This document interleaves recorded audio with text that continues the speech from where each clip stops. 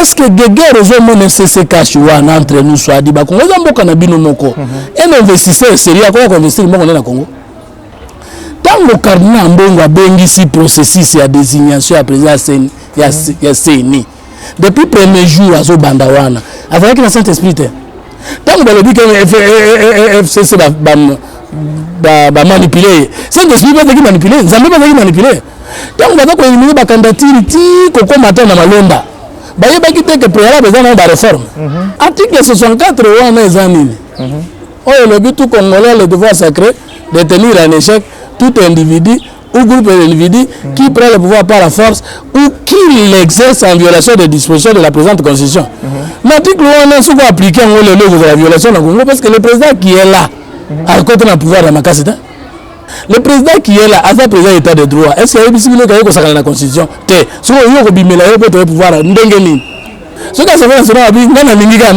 constitution n'a jamais prévu un conflit entre le président et l'Assemblée nationale. Le président n'est même pas responsable devant l'Assemblée nationale. Blocage au Salema. Dire au Sala, à ce niveau, à continuer le processus électoral en 2023 et qu'on a déjà un glissement. Dollar 222. Ce qui a souffert, ça sort. Ce biso un salaire confiné, quitter. Congolais un salaire confiné à Bimindengeni. Un Congolais c'est un peuple spécial. Pour Français, ce qu'on confiné, de confiné Congolais. Au coup de la sur la Koufi, attends moi quoi Bikate. Botenabino, besoin de à travers le monde, besoin de à travers la République démocratique du Congo. Toyambi pour Nabino na minute moke au tozui pour Nabino Manamboka Fumutoto.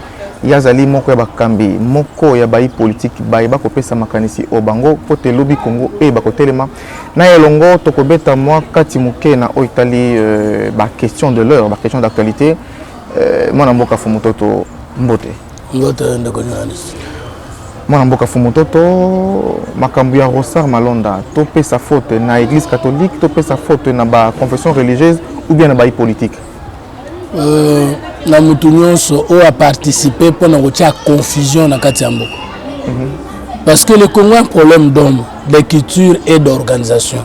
Beaucoup de monde n'a bino passi comme pesa comme opposant. Beaucoup de monde n'a passi comme pesa comme pouvoir. Beaucoup de monde n'a passi comme benga CLC.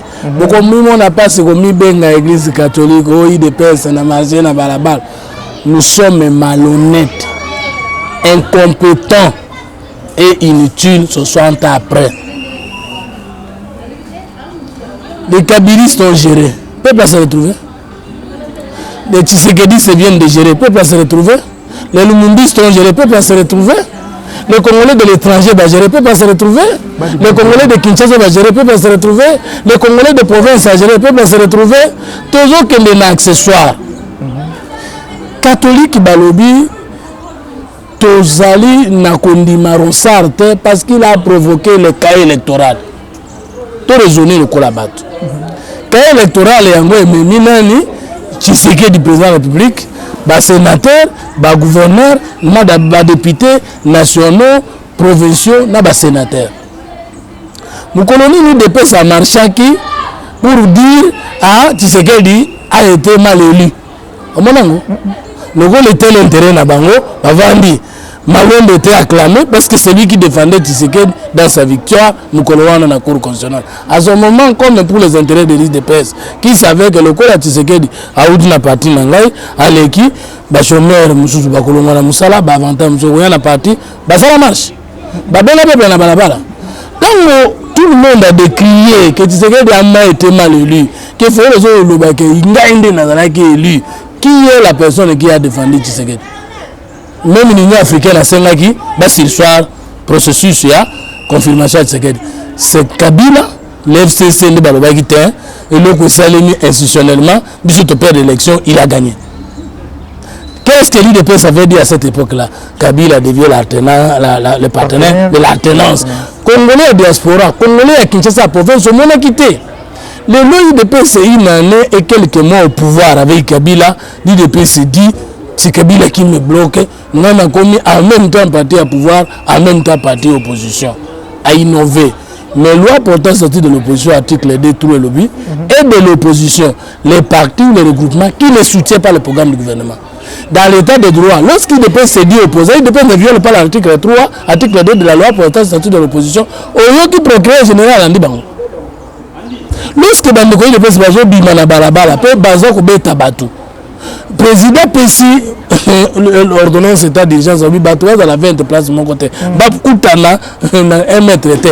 Tant bandeko il dépend bazo la marche, bazo ko bima na siège na ngo za ba de kaso. Ba kangi bango combien? État de droit. État de droit, ils ont dit que nous sommes médiocres, nous les Congolais. On a dit hier que le premier ministre la Kenda. Après, on dit le premier ministre Mobutu Kenda. Après, hier, on a dit Kabila dégagé. Maintenant, on dit Kabila bloque. Est-ce que Kabila bloque le salaire à président? Et comme il a été? Est-ce que Kabila a bloqué le cortège à président? Et comme il a été? Est-ce que Kabila attend Kabunda de l'Assemblée nationale, premier vice-président, je ne sais pas si deuxième? Bah avantage nous ce cortège mais un bon million on peut ça pour le fonctionnement na Kabila bloqué tant que tu sais qu'il a décidé que on mata okita programme de sang les gazoil seulement écosalema certains officiers FCC baleka même ba contredire qui ça limite quand le président a voulu et son de moto estime na 24 ils a honneur pour na biso malgré le retard que ça connaît tu sais qu'il a voulu il a eu. Comment on peut dire que la fonction comme chef de l'État, il y a un individu qui peut le bloquer? Il n'y a pas une fonction protégée dans le monde comme la fonction chef de l'État. Ce qu'on est chef de l'État, qu'il y a quelqu'un à l'intérieur. Le chef de l'État ne peut être bloqué que par la superpuissance mondiale, par exemple l'Amérique. Parce que ce qu'on boit, à quoi qu'on a bitumba. Mais un individu à l'intérieur d'un État, bloqué un président de la République, là, il y a un politique, je ne peux pas croire. À quoi bloquer dans le monde, poste, on est tellement protégé que vous avez maintenant, le chef de l'État est bloqué. Mais tout ce qui est bloqué, quand on a conseil de ministre. Quand le chef de l'État apparemment a dit que tout ne fait pas, où est-ce qu'on est bloqué? Donc, je vais vous dire ceci, que nous n'avons jamais entamé le vrai débat en Boko. Quelle est la vision qui dirige le pays maintenant? Quel est le programme comment FCC cache maintenant? Quelles sont les politiques sociales? On a la FCC, on a des politiques sociales FCC. Nous avons soutenu le président de la République. Le président parle de l'état de droit. Quelle est sa vision sur l'état de droit? Nous avons une crise spirituelle, une crise intellectuelle, une crise morale, anthropologique. Tant que tu traites le nez du problème, tu tournes cacaron. Est-ce que même si Dieu et son fils Jésus-Christ viennent diriger un pays avec 5 milliards de dollars, ça veut donner le bonheur un peu plus. 5 milliards de dollars pour les gérer qui ça c'est la mouquet. Même une commune, on ne peut pas le moderniser avec 5 000 dollars. 5 milliards. Mais je dis même une commune. Au comme c'est un rôle, moi, commune, mon groupe par exemple, même je dois attendre moitié l'ango, même un quart l'ango, à Bruxelles, au comme ça on a 5 milliards de dollars. 5 milliards de dollars, il y a un individu, il y a Donald Trump, il y a Moutoumouko. Dépôt bancaire n'a besoin de combien? C'est autour de 10 milliards, de 7 milliards à peine. Est-ce que le pays là ne peut se développer? Pourquoi toujours qu'on s'abat tout? Nous-mêmes, nous sommes les pauvres, Nakati et Aden. Est-ce que il y a un débat d'État? Vous prenez FCC cash. Vous avez une alliance. Alliance, c'est tout. Il faut d'abord que ça la conciliation idéologique. Après, la conciliation idéologique, pourquoi? Parce que la FCC cash, tout ça, on a battu à gauche, on a battu à droite, on a besoin de la troisième voie. Nous devons mettre concilier la vie d'État. Pour nous, ceux qui ont été président, puis qu'il a été premier ministre, il a été ministre, il a été député, il est devenu grand, il est devenu savant, il maîtrise tout. Il y a ceux qui ont été comme ministre, comme député, tout ça comme ministre, la poste, c'est pas n'importe quoi. Donc, tout engagé, concours aux arabes, formation aux arabes, tout engagé. Nous tous souvent pour être tribaliste. Dans la présidence de la République, il y a une institution à Souka, nous avons dit. Mais quand tu as des commissaires, nous sommes des amabité. Mais est-ce que tu as des compétences? Ou bien tu as des pour protéger le pouvoir? Ça va changer comment? Avec quelle magie? Ça ne va pas changer. Nous avons un problème d'homme. Toujours, politique sociale n'est pas conciliée. Pour te créer un programme de gouvernement. Comment on peut avoir une coalition au pouvoir sans un comité de suivi? Besoin d'un comité de suivi. Beaucoup de bandengeni, bosali malamawa, bosali bloqué awa, et c'est un bon format. Beaucoup de bandengeni, comité de suivi ils ont fonctionné. Cache mon tableau. Mais si on ligne réussite, mais sans comité de suivi, on peut évaluer, on peut sanctionner positivement, négativement, réussite.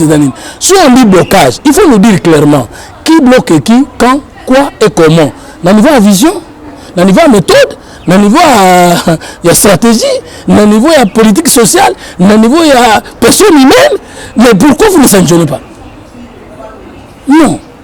Est-ce que Guéguerre rejoint CC cash entre nous soit dit bah Congo zamboka na bino moko un investisseur sérieux quoi investir mo na Congo au moment où ceux qui députés c'est lui dans parlement on dit le peuple n'est pas d'accord ba kendeli ekuna après bengi bigeta na mbongo na acha na Congo loba l'investisseur ne met son argent que lorsque dans les lieux là c'est lui-même qui provoque l'insécurité mais si l'insécurité outil na été à quoi na mbongo te. Ce qu'on a reçu de la gratuité en séance primaire. Mais parce que le président a reçu quand même le crédit international, il y a quand même 1 milliard ou combien, et ils ont eu des bandes, ce qui est 4 000. Des corps et à contestation. Le président Brazzaville l'a dit. FCC cash, nous allons trouver des solutions. Ça veut dire que le chef de l'État, la personne la plus élevée de la République, a accepté qu'il y a des problèmes. Mais est-ce que le problème d'une coalition, on les met à la place publique? Est-ce qu'il y a une coalition sans problème dans le monde? Mais plus une coalition est un problème, vous lui ajoutez encore d'autres problèmes. Et la solution, c'est quoi? S'il y a aujourd'hui dialogue, mais qui va perdre dans le dialogue? C'est Tshisekedi qui va consacrer son illégalité et légitimité. Parce que vous êtes élu légitimement, légalement. Vous convoquez un dialogue. On doit proposer dialogue pour résoudre quelle crise institutionnelle entre quelle institution et quelle institution. Donc, moi, je suis en train de vous dire, vous les Congolais, que je vous avais depuis longtemps dit. Le Congo pour nous donner des quitter d'organisation. Qui n'a bien noté tout cela. Maintenant, on dit le problème c'est FCC cash. Hier, on disait Kabila dégage. Kabila dégagé, on le voit partout. Malonda. Tant que le cardinal Mbongo a béni si processus et désignation à présent, il y a CENI. Depuis le premier jour à Zobandawana, avec le Saint-Esprit, tant que le dit que FCC va manipuler, Saint-Esprit va manipuler, Zambé va manipuler. Donc on va éliminer la candidature Koko Matin dans Malonda. Il y a que préalable besoin de réforme. Même si vous dites réforme, ceux qui vont mener réforme dans le Parlement, ça veut dire changer la loi. Mais quand la FCC est la majorité, ce sera boy, on va réformer. On se bloque sérieusement là. Parce que tant que les députés FCC va Koloba, et sa priorité était. Bon, yo, député qui propose de checker la bureau à l'Assemblée nationale. Ça va classer la vitrine. Mon tout nom par rapport nango ndenge bakondongwa na bongo ezali peu probable pe article 164 ou soit article 64 bi mapena balabala article 64 wana ezanini oyo le but tout congolais le devoir sacré de tenir en échec tout individu ou groupe d'individus qui prend le pouvoir par la force ou qui l'exerce en violation des dispositions de la présente constitution. L'article wana soko appliqué en le logo de la violation na Congo parce que le président qui est là à côté d'un pouvoir dans ma casse. Bon, il n'a pas pris le pouvoir par la force. Le président qui est là, à sa président état de droit, est-ce qu'il y a une possibilité qu'il y ait la constitution? Si on a un pouvoir, c'est bloqué l'article où on a les matés. Si on a violé la constitution, parce que c'est n'est pas au pouvoir par la force. Il n'est pas au pouvoir par coup d'État. Il est au pouvoir légalement et légitimement. Deux, ceux qui veulent appliquer l'article 146 en cas de président dissous de l'Assemblée nationale. Oh, mais il n'en est pas question. Article 1 en cas de crise persistante entre l'Assemblée nationale et le gouvernement, le président peut, ne dit pas doit, peut dissoudre l'Assemblée nationale. Article 69, le président a dit garant du bon fonctionnement des institutions. Avant, donc, dissolution, et la dernière solution pour nous. La première solution, c'est qu'on a Kanisa Bango. Et puis, crise, c'est-à-dire, le gouvernement a contrôlé l'Assemblée nationale. Tout l'Assemblée nationale a changé la loi pour la politique sociale, le gouvernement va l'exécuter. C'est le premier ministre qui va dire au président et au monde entier que l'Assemblée nationale me bloque. Ou c'est l'Assemblée nationale qui va déclarer qu'il me bloque. Et le président ne sera intéressé qu'après. Maintenant, est-ce que le président peut avoir le pouvoir congéler et se réveiller bloquer l'Assemblée nationale? Non! De quoi on parle? Oh, on va requalifier l'élection anticipée. C'est fondé où? Il n'y a pas mort du président de la République. Il n'y a pas mort du président de l'Assemblée nationale. Aux élections anticipées, donc, nous sommes bloqués pas par la loi. Nous sommes bloqués pas par l'FCC cash. Nous sommes bloqués par notre incompétence, notre malignité. Tous en alliance, mais tous en côté, on a mis tambo, moninga leki, kinyoka na kangaye, moninga leki, kinyoka na kangaye. La coalition FCC cash, pour n'anga na zomona, ezali perfidie na incompétence. Et Jean-Mine, c'est quand il y a une perfidie et une incompétence. Perfidie, les gens n'est pas clair. Il y a l'hypocrisie. on se cherche. Alors qu'on ne sait pas que de là, les Matouana, ils ont un actif FCC cash. C'est comme si nous FCC cash, que le peuple est distrait, il n'y a pas d'opposant dans ce pays-là. Moi, je suis bloqué, mais nous sommes bloqués. Binomi balé même mati binomi balé besoin lukana yo mais responsabilité na pekana bino yo président de l'Assemblée nationale OK bitala li pe mati mais yo yebi ministre a gérer li paté yo ko na pouvoir ko dengana été ozo ko la place publique ndengeni. Moi je ne comprends pas ngana za science politique président yango mezo comme ça ngazoba moi je comprends de mwana mboka na liro tozo kende Ronsard Malonda a cause la investi ou bien cause la investité président il paraîtrait la moni na nos correspondance c'était comme tel Kaboya qui investir mais même ce président Kaboya qui investir ba ko zo ça l'Assemblée nationale non et si on dit que processus il y a de internement là et de là qui biaisé l'Assemblée nationale et l'Assemblée nationale peut appeler les députés qui avaient manqué ce jour là ba continue non mais là c'est ça plus de 750 députés même esprit de 50 boboyi mais babengi sibino mais officiellement 250 FCC ba ndimi président osani pour président a capacité à nommer ko banda yete kaka ko entériner il y aura une crise ce que l'Assemblée nationale a dit ngana ninga ndengwana la constitution n'a jamais prévu un conflit entre le président et l'Assemblée nationale. Le président n'est même pas responsable devant l'Assemblée nationale osani blocage ko salema diro ko sala assez mis à capacité continuer kaka le processus électoral en 2023 et qu'on a déjà l'englissement. Biso to ponaka toujours des mauvais conflits de l'histoire. Deux, ceux qui besoin de la confession religieuse, na moi, et besoin de ce qu'on appelle si confession religieuse et voter qui est lumière ressource. Pour na critère bolongola qui était. Quand vous dites il est l'auteur à cahier électoral, mais on attend, on s'en prend qui? C'est d'abord la Tchéquette.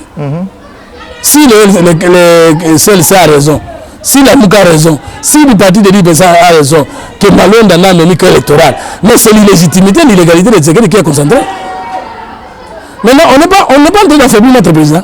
On est en train de sérieusement l'affaiblir. Et nous, à l'opposition, nous avons affaibli Kabila comment? En 2006. C'est en disant tu as triché, tu as triché, tu as triché. Après, nous l'avons cloué au dialogue. Et il n'a plus géré la législative seule. 2011-2006, nous avons fait Kabila la même chose. Et ça, même les gens, tout ça, Kabila, et parce que le président Bandi Kokota, il va le regretter à la fin. Parce qu'un président non crédible, oh, bah, le ministre Kosa Moïbi publiquement, bon, on le dit publiquement, mais il dépend de ce que marché n'a. Ce qui est un bon gars, les caca, est-ce qu'il y a un gars, confusion. Si vous avez peur de Kandana, Bissonio Sotelanda, bon, le gars là, le catholique dans l'équipe à Tenamboko, faussement.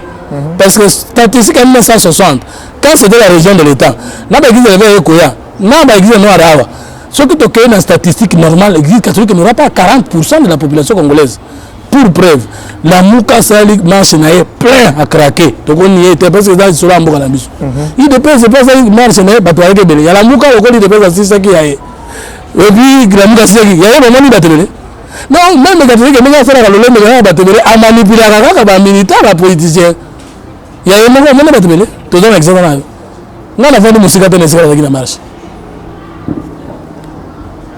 Papa, tant que papa s'est pardon dans le monde entier, alors l'église catholique est partie qui a traité négrière et colonisation des États, de certains États par les autres. Papa, attends la scène pardon, basango on va que tsakola mukolowana, sango malam. Est-ce que vous avez que bako ko sabiso pour mndela ko sabiso? Asonyo ndo ala kwa la raison. Tebaka? Bono que sala batata milimu, nzoka batata babomaki. Tango processus en 1990, il y a une conférence nationale souveraine et Bébaka. Non, on a la tête. Il a dit pour la catholique. Tant qu'on te connaît qui n'a pas de city, tant qu'on est en train de corrompre les politiciens, qui gère ça? Comment est-ce que nous avons à propos, c'est comme ça qu'on indexé malaria Congo pays une partie dans l'église catholique. Mais papa, il y a une église qui peut changer bateau, comme un bateau à Sika. Bateau à 60 ans après, c'est un bateau à Bango. Il y a un moteur dans la responsabilité.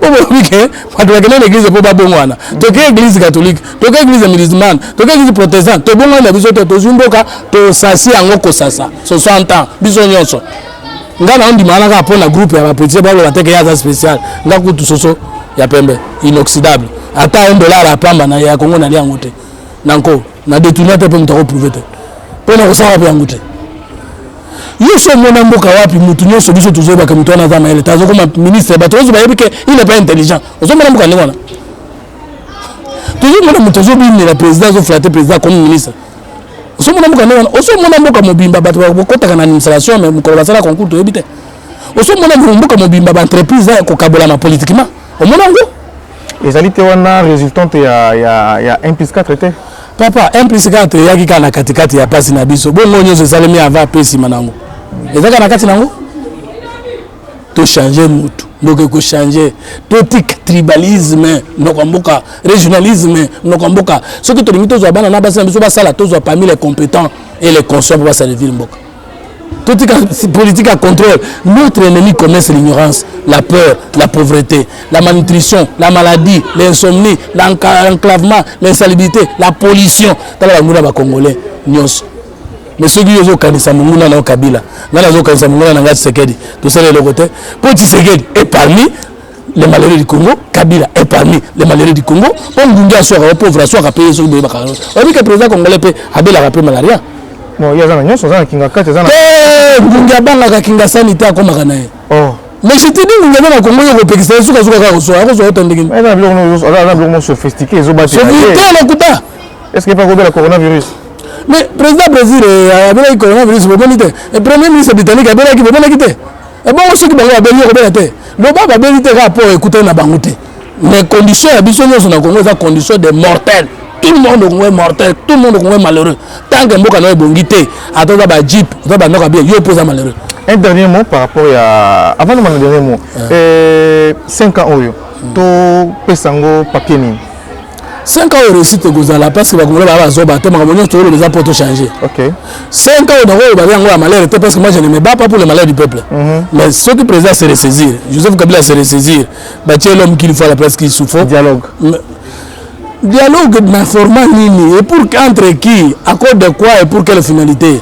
S'il y a des gens qui trouvent que les plus bas tama ba ko za libanda ba institution te ba ko na FCC ba ko na case ba ko na poste qui Njoli Lokondo balobi dialogue élection chaotique il y a 2011 2006 il y a 2011 dans la Sénégal Njoli est vice président à Sénité toi besoin on a les armes bien mais ba français c'est le rôle avec Sukuna to faisait de l'Esot c'est ça le Congo c'est ça le Congo c'est le Congo. Vous connaissez le groupe de Congo, ceux qui étaient avec la majorité présidentielle, ceux qui posent à bien penda, à l'égard de Bagandouana. Français n'a pas le Bamara à cause de chômage. Ceux qui, au lieu, au commun, soit te vendent, soit te fanatiques. Je peux tout ça, tout changer Moutou. De président à la politicité, à la homme d'État, que ma décision, c'est ça. Avec le Congolais conscient et dans le but de faire triompher le Congo. Mais on a une stratégie, il y a qu'à dribbler, il y a qu'à se positionner. Et si Malangoute, deux na FCC, tout jouer PSG franc et sincère. Donc, il m'a dit que Kabila n'est plus président et que si c'est que des présidents, tu peux essayer le meilleur de nous-mêmes, ensemble, tu faire triompher notre mandat. Merci, Maton Domingue na yomo na mboka. C'est moi qui vous remercie. Na opportunité précision, to bandi te ezali ya yambo, mais ko zali asukate. Maton Domingue na baeba so bakoba ko landa émission oyo na pesa masolo télévision pe boko ba ko to ko senga na bino bo ba ko landa biso pe na portail na biso ya editorial 7.net. Esika boko mona ndambu ya to ko mandambu ya maloba oyo tiko lekana awa na mayele nyonso mona mboka fumuto kapesi. Un dernier mot par rapport à l'émission actuelle. Ndana za mwa msa pepe. Rien pour défendre la vérité, les valeurs. Na lugara mukoloni nzamba kosunga pour je peux dire ça la clair pour na la kisana secteur de quoi je suis capable. La ningi pe siko zoza la wana okana kamboka pour le bien. On le bangazo na komo wana je ferai l'exception positive. Troisième et mukolo antu okuta na pe ba komona ke na mboko oyo bakana mboka mabe bazali be bakanela ebola mo bazali. Et moi je fais partie ya bato wana. Et na yebisi bino ke na sai pe banzembo. Na ko misuko yo chantre musicien tout le monde peut comprendre. Na seul album na un troisième album. Album nanga misa tout titre nango le londe. Alors ils ont 8 chansons. Kala mingi te le 5 octobre. Ils ont nzembo nzambe mboka. Ils ont nzembo te ya mokilipete la troisième chanson. La troisième musique, troisième danse. tokutaki ya nzambe etiki mboka na pasi tokutaki ya mokili etiki mboka na pasi faut toluka solution kozala te na mabina ya Musambalele mabina ya bafalini babina eza pena na mabina ya mboka biso toye na polémique ya politique toye na polémique na bango te c'est un politique qui chante c'est un opérateur culturel mabina na biso lelo moko topekisi kaka libumu esala te et puis lisoko esala te wana bina topekisi mais topekisi pas na biso topekisi pas mutu te c'est la troisième danse musique na biso ezali kaka musique émancipation musique okomema congolais yaka amifinga na ndenge mboka na eza sali te bathématique na biso eza lié na makambo ya troisième voie eza musique ya bilamba te eza mpe musique ya baimage ya poto te ememi révolution ya sika te tokobinela bapauvre tokobinela bapeuple mpe tokobina en comparaison koloba bango baboye mpo na nini biso te omoni par exemple nzembo tokoloba omibenge excellence neti excellence moko tokendeki na vote tokendeki koluka bakasa bokonzi